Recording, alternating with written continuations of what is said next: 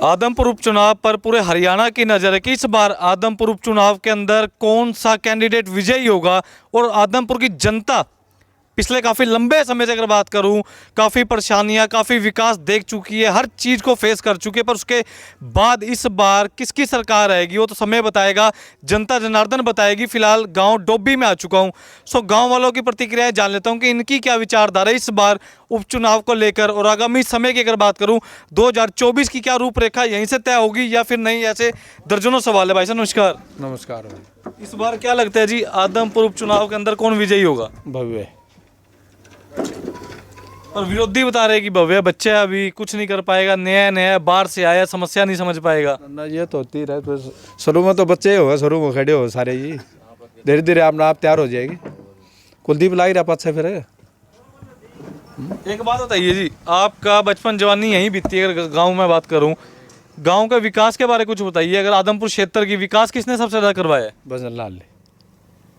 पर लोग ये भी कहते हैं कि भजनलाल जी ने तो करवाया था, उसके बाद कुलदीप जी कुछ नहीं कर पाए। करेगा जी, वो सीएम था, ये विपक्ष में बैठे बता कुकर हो जितना काम। तो करते कुछ और लोगों से भी वार्तालाप। भाई साहब नमस्कार। नमस्कार जी। इस बार क्या लगता है जी सत्ता के गलियारे में कौन विजयी हो सकता है? भव्य बिश्नोई।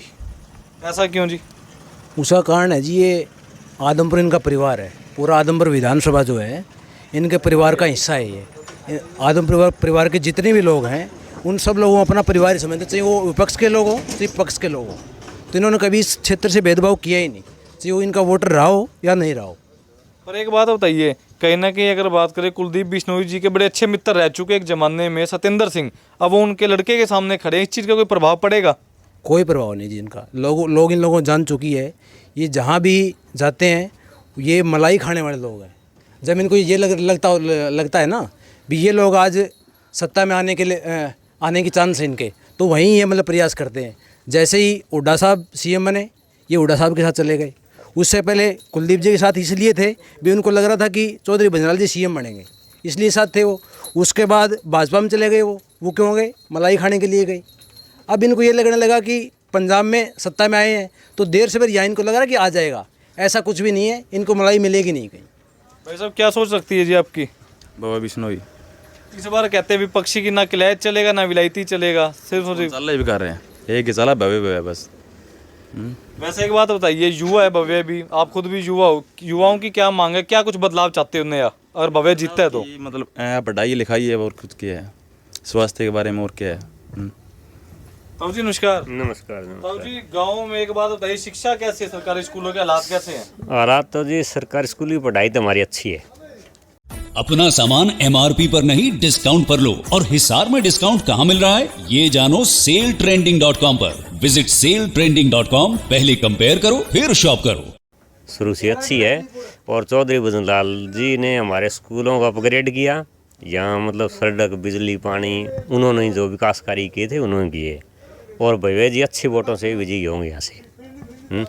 यहाँ के डाणियों का सारा मतलब सड़क है, डाणियों के अंदर पानी पहुँचाना है, बिजली पहुँचानी है, स्कूल है, शिक्षा की तरफ उन्होंने बहुत अच्छा ध्यान दिया था।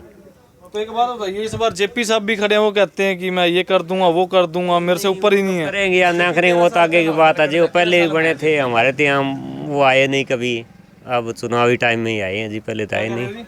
13 साल में ही पाया जेपी तो। जेपी कहते मैं फील्ड में घूमता रहा, शेरवा बात याद को नहीं बोला, गादड़ी उसका मारा जा बोले बात याद को नहीं के ठीक, मतलब सारा ध्यान आ तुम पुराना बिकार है, इसका इलाज कर देगा पक्का ही बिकार है। हाँ ऐसा नमस्कार। नमस्कार भाई साहब। इस बार भव्य जी के साथ कैसी उम्मीदें रखते हो? बहुत बढ़िया, इस बार भव्य जी विजयी होंगे। कितनी वोटों से कितनी प्लस मानते हो? देखो जी जीत जाएंगे, प्लस का तो हम कह नहीं सकते, लेकिन जीत क्लियर है, निश्चित है।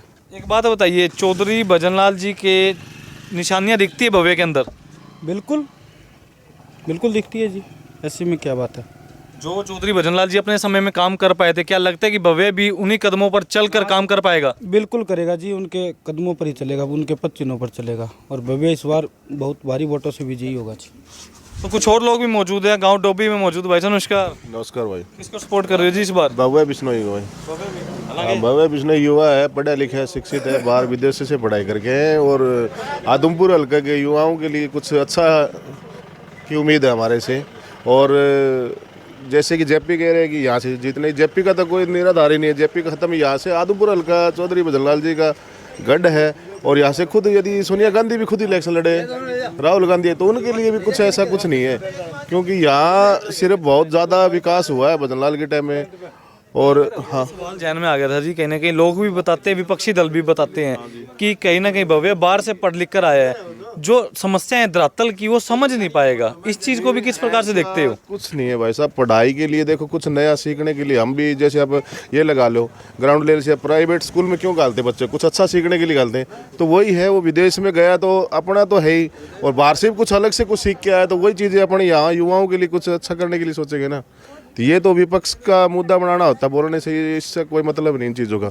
और भारी बहुमत के साथ विजयी है भव्य बिश्नोई, तकरीबन हम यही लीड मानते हैं कि 40 से 50 हज़ार के बीच में तकरीबन विजयी हुए। तो एक बात बताइए, इस बार अगर गांव डोबी की बात करूं, कोई वोटें मांगने आता है तो क्या रवैया रहेगा ग्रामीण वासियों का?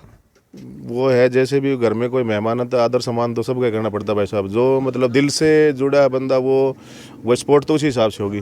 अभी आप आए, आपको ये थोड़े खरा जवाब थोड़ी दे जाता है, ठीक है, आगे चाय पानी का जो भी कुछ है वो तो हमारा फर्ज बनता है उन लोगों के बीच में। हाँ, अगर डोबी गांव की बात करूं, कोई आइडिया आपका कि कितने वोट होंगे इस गांव के अंदर से, कोई आइडिया कुछ? तकरीबन 5200 के बार वोट हो गए डोबी, और लगभग भव्य जी के हक में है सब वोट। तो ये आदमपुर उपचुनाव पर पूरे हरियाणा की नज़र है। सभी के सभी कैंडिडेट पार्टियों की बात करूं अपना दमखम दिखाते जा रहे हैं, पर अगर गांव डोबी की बात करूं 5,1,52 वोटें बताई जा रही है और भव्य बिश्नोई को इस बार इस गांव की तरफ से ज़्यादा बहुमत मिलेगा। इस समय तस्वीरों के माध्यम से दिखाने का प्रयास करूंगा। भव्य बिश्नोई परिवार को चाहने वाले सभी के सभी लोग निकल चुके हैं फील्ड डोर टू डोर जाकर लोगों को समझाते हुए, पार्टियों के बारे में अगर बात करूँ, नीतियों के बारे और भव्य बिश्नोई की जीत का सहरा बांधने के लिए। सो जनता समझदार है, शेयर करें, कमेंट करें, शेयर टू ग्रुप करें।